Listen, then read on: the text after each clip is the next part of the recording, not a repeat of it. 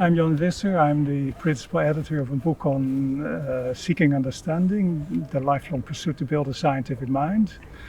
And I'm meeting with Premana Premadi, cosmologist and director of the Boscha Astronomical Observatory in Lembang, Indonesia.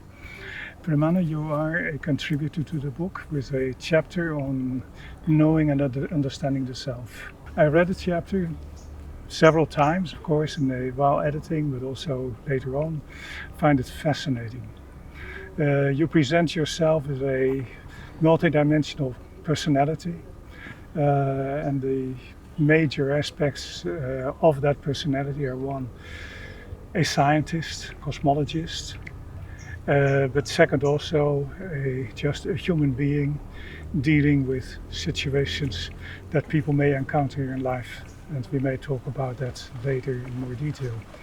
I think I should start with the question about science and being a scientist. What does it mean to you to be a scientist? Well, first of all, I would really like to thank you for including me in this endeavor. It's a pleasure. And then having traveled almost half around the world to have this conversation in person is lovely. Thank you very much. And being a scientist, more than anything, I think is a learner, perhaps in a rather methodical way, with certain principles or certain motivation topics, but I think the underlying base of everything is the wanting to learn, the wanting to know, and I think I would just emphasize that part. Mm-hmm. How did this start in your life? How did this particular interest emerge? Looking back, I think I tend to really pay attention to things, perhaps more than average, and ask questions, too many perhaps, and I find things curious. And I find that what's explained in schools were not satisfying. I seem to be wanting to know more, not for knowledge itself, but to just want to make sense of how things appear to me this or that way. Mm-hmm. And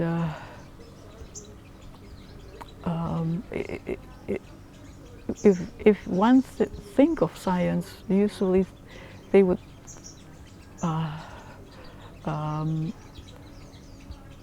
put themselves in a domain of the natural world, but curiosity is not is in everything in life. You know, I look at the person, I look at the human relationship, that sort of curiosity.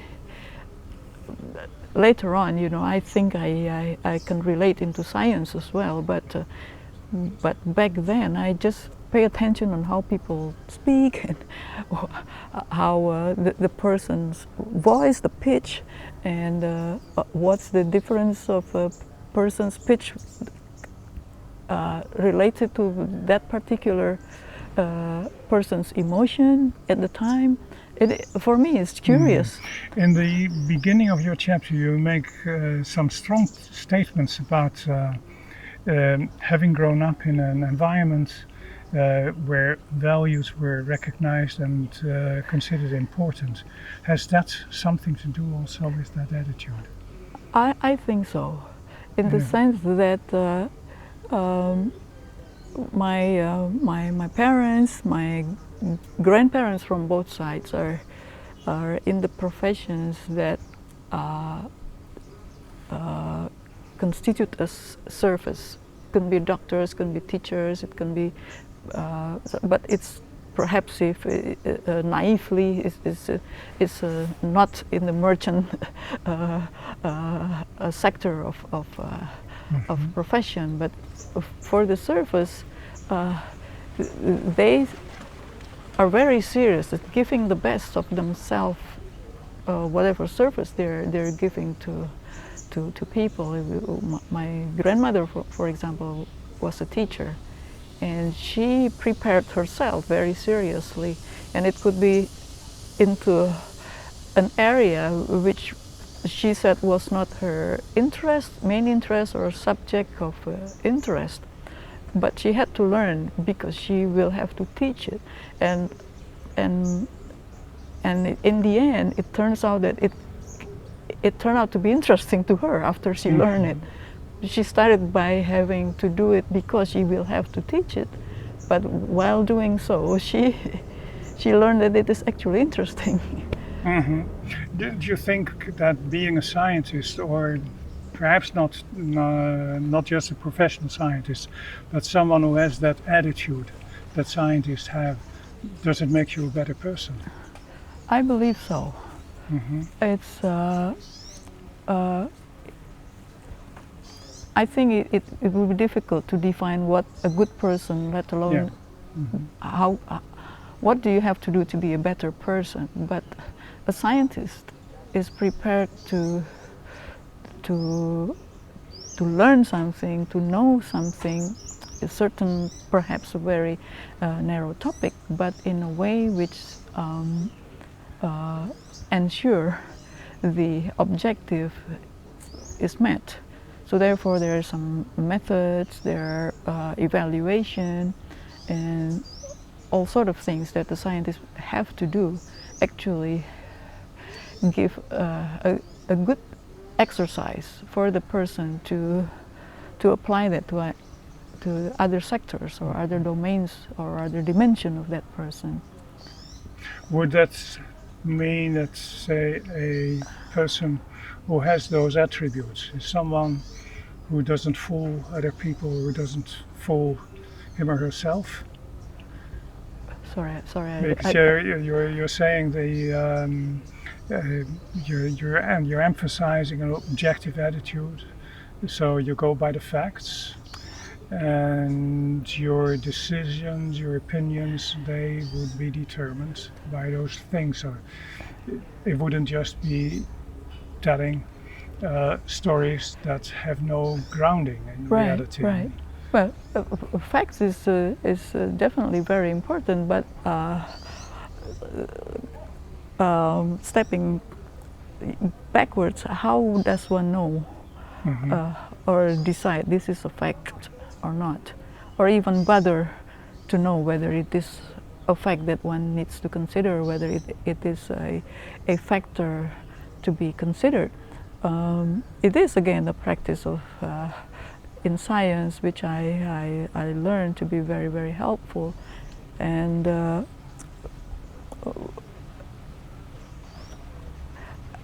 I cannot imagine a person who doesn't have a reference in deciding what constitutes a fact. And actually there should be a place where scientists should help, because they are trained to do that, and not all people are trained to do that. And when you look at the history of science, currently do you typically have those abilities and those attitudes that you're referring to, but the face of science has changed over the millennia. Yeah. Is there, in understanding the current world of science and the current world of being a scientist or having attitudes that are similar to those of scientists, how they can be understood from that history?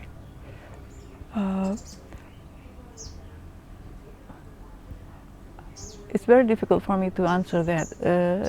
It's a mix between the what you call the Western history and perhaps our history here in Indonesia, which has a very heavy spiritual weight to what they consider as knowledge.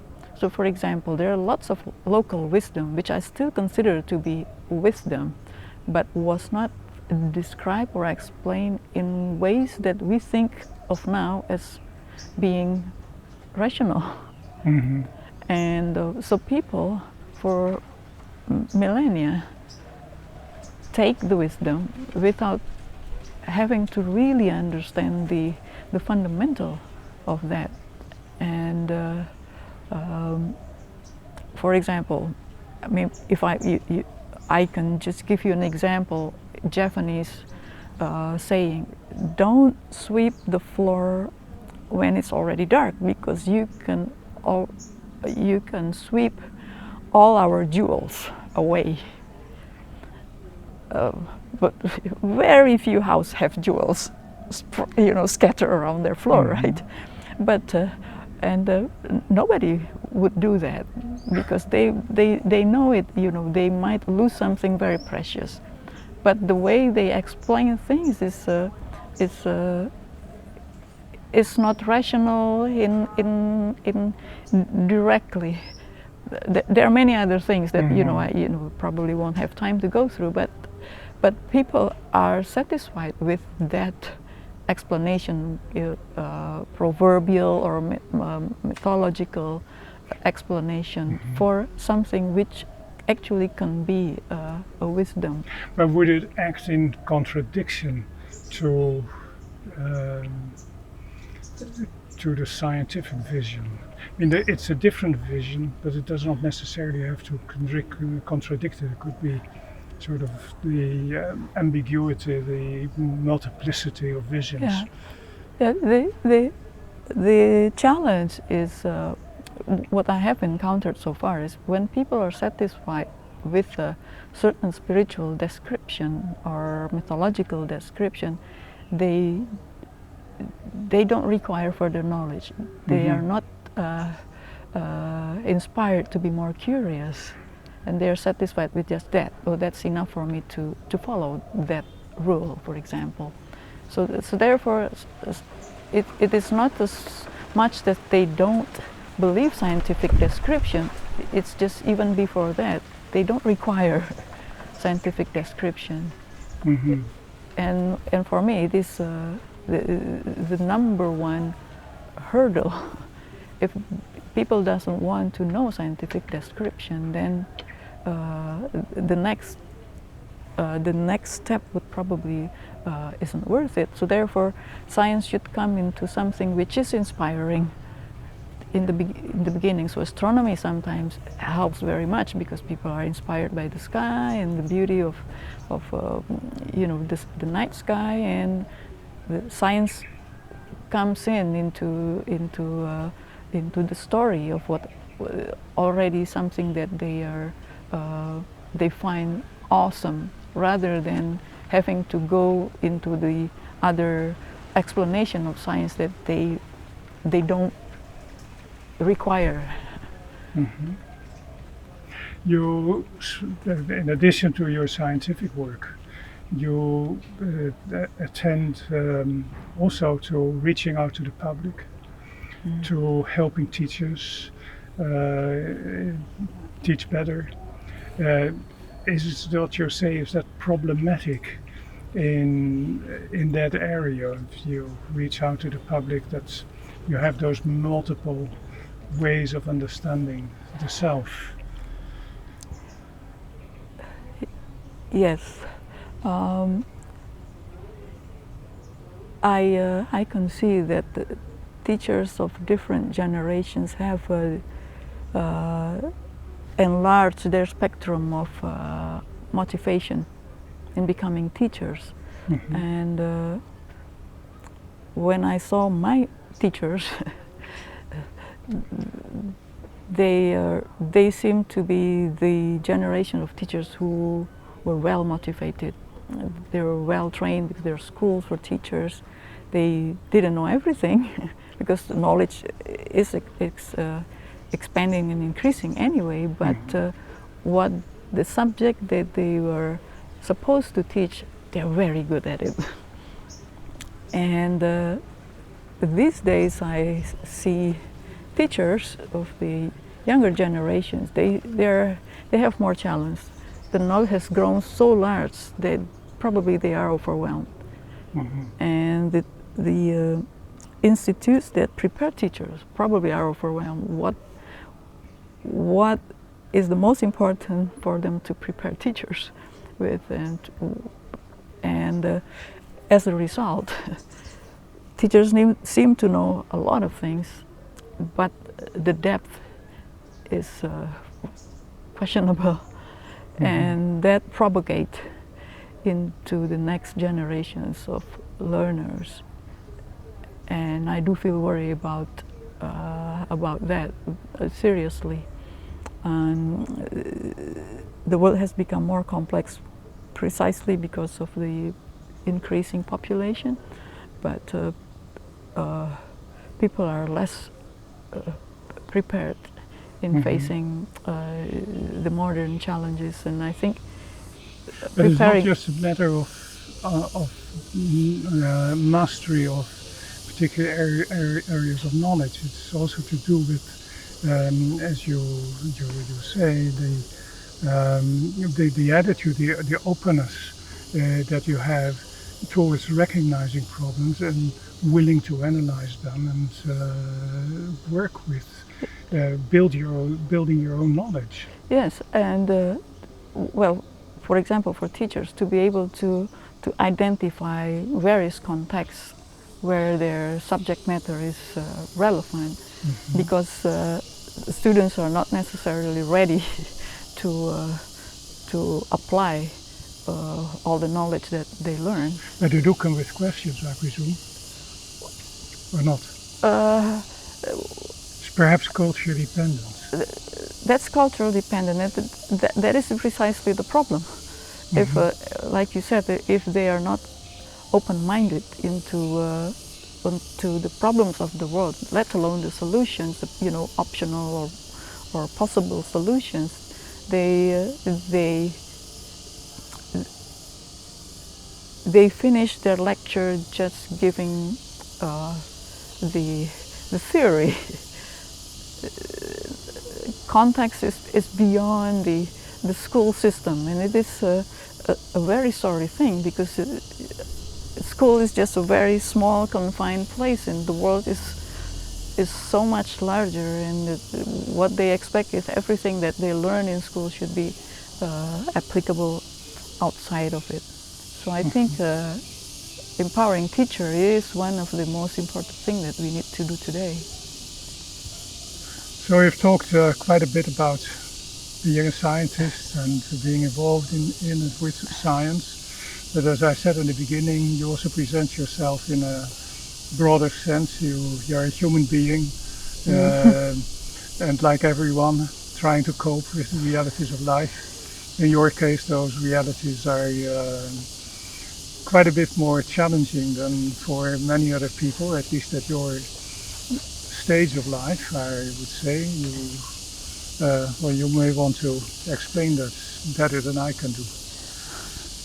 Almost 8 years ago, I was diagnosed with motor neuron disease, and it was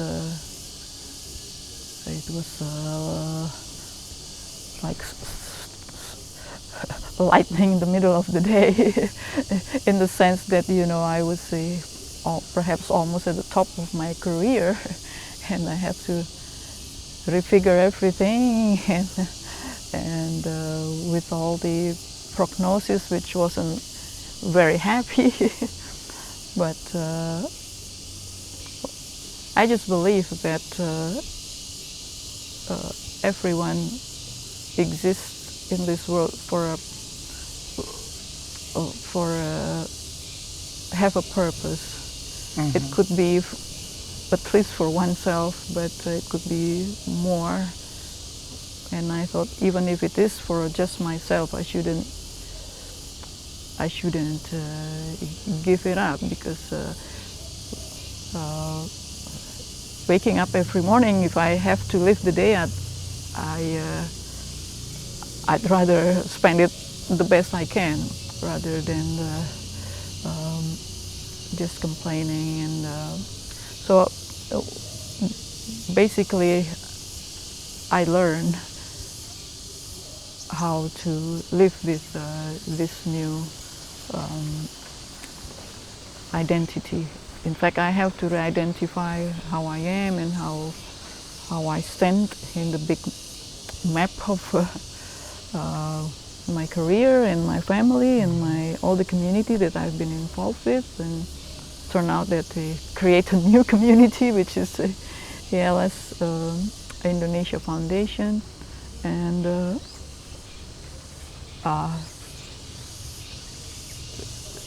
even 5-6 years ago, I couldn't imagine, I'm in the current position I'm now. And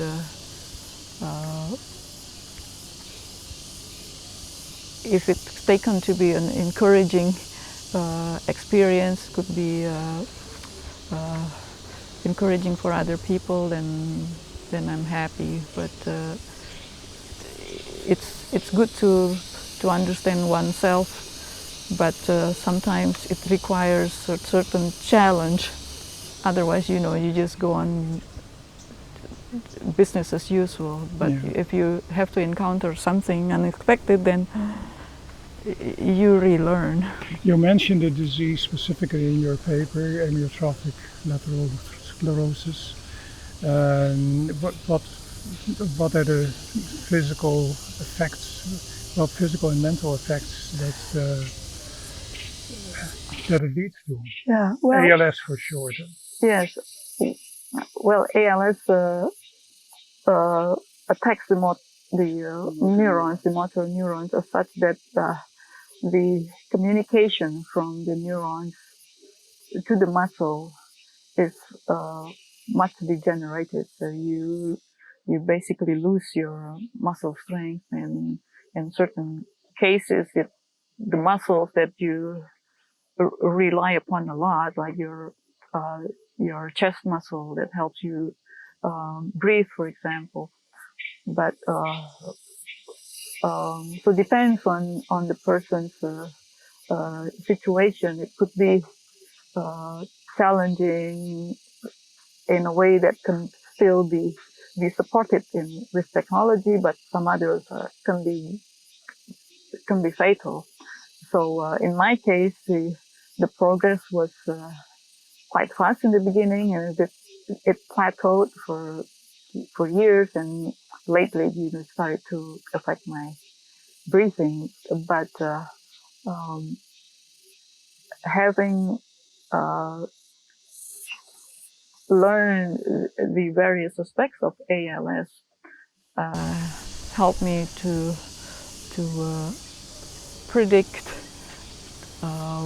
what sort of situation or condition I will be in, and prepare for it. And so I just hope that other ALS patients do pretty much the same thing, because being able to predict, avoid many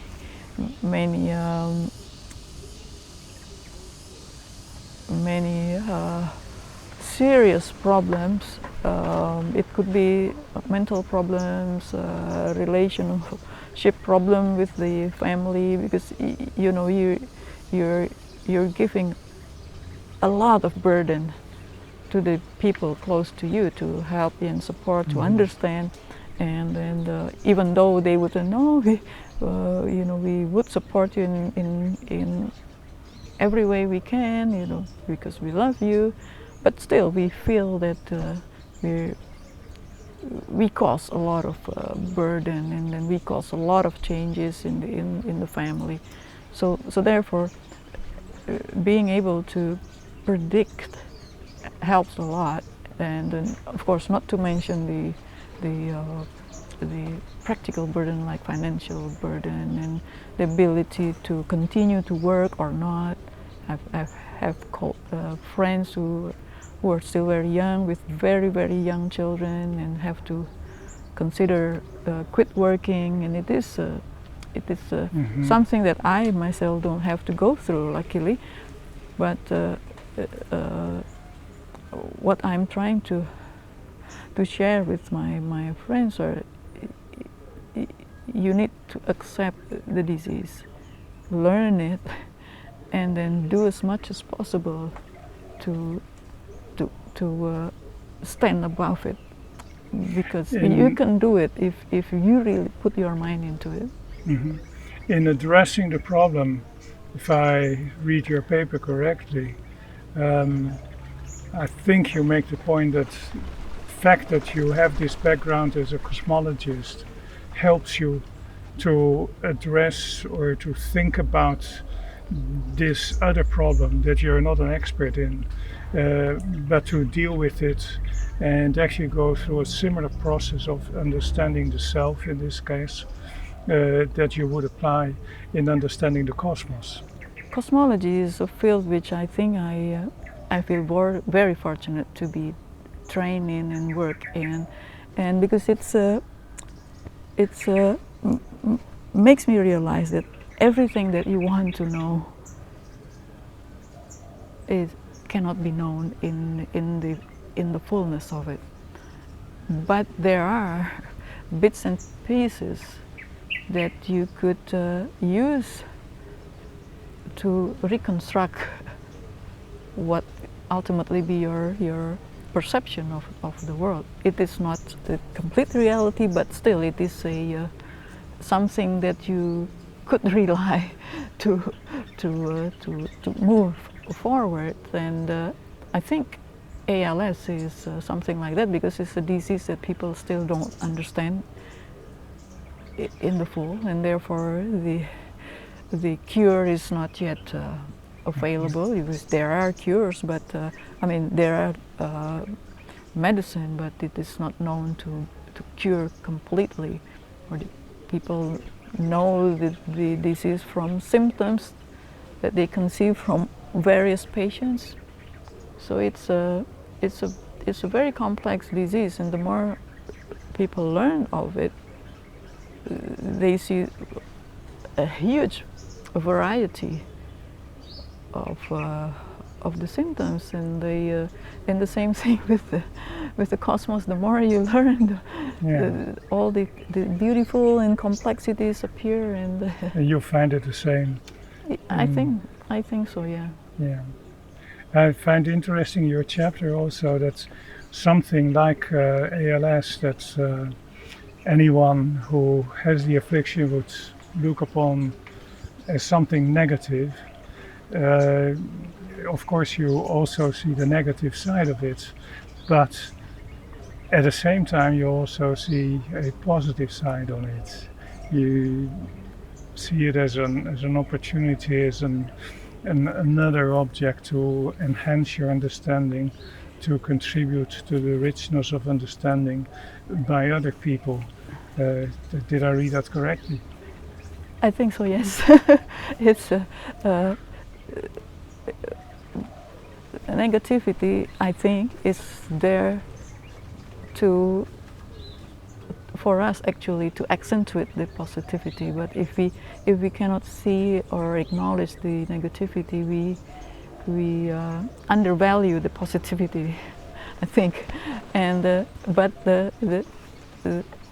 it requires process. You don't see that immediately with the same measure.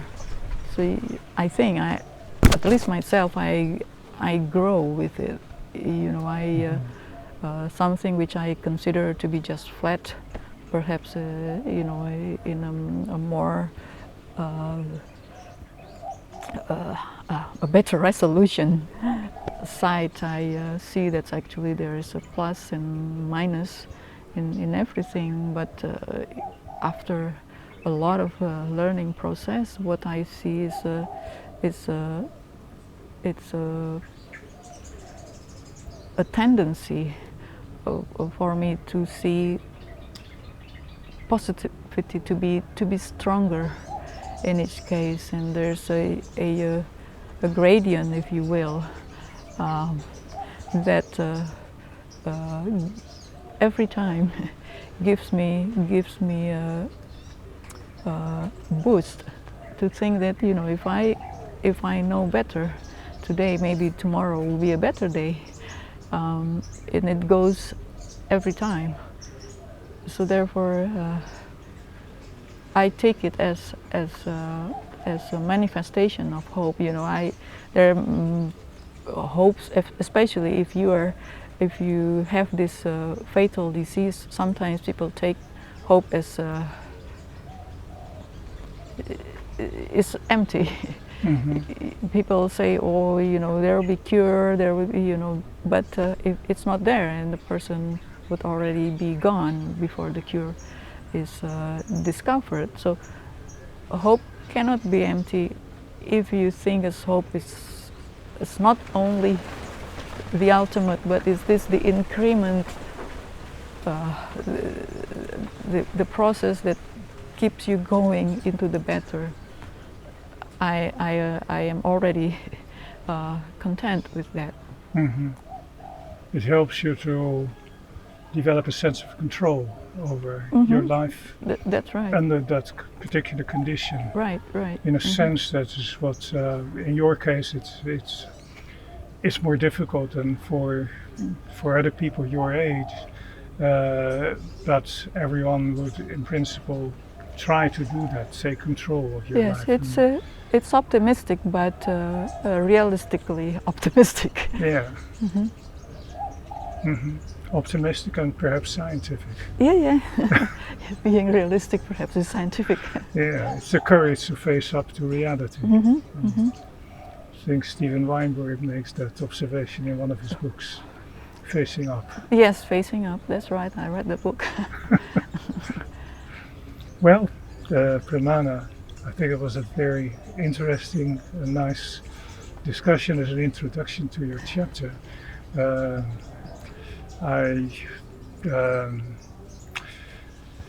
I wonder how you would want your readers to read that chapter. When I read my chapter, actually I tried to be in the reader's shoes. Yeah. Mm-hmm. Because I talk too much of everything in there, but it's just not too much, but much. But it seems like I'm taking the readers to walk with me along the river, crossing the river, going into the forest, out to the clearing, going up the mountain, you know, having trouble going down the mountain, but all the time I tell them what I see. Yeah, I seem to be sharing what I perceive mm-hmm. to the reader, in the hope that the reader would be a truthful mirror upon which I could reflect and learn about myself more, because only in that way I learn more of myself. It's through the reflection from other point of view. You would value feedback on your chapter also? Absolutely, absolutely. Mm-hmm. Premana, I think this was a very thoughtful and interesting discussion that we had. I want to thank you very much. Thank you, Jan. For thank having you. created this opportunity. Thank you very much. It's a pleasure.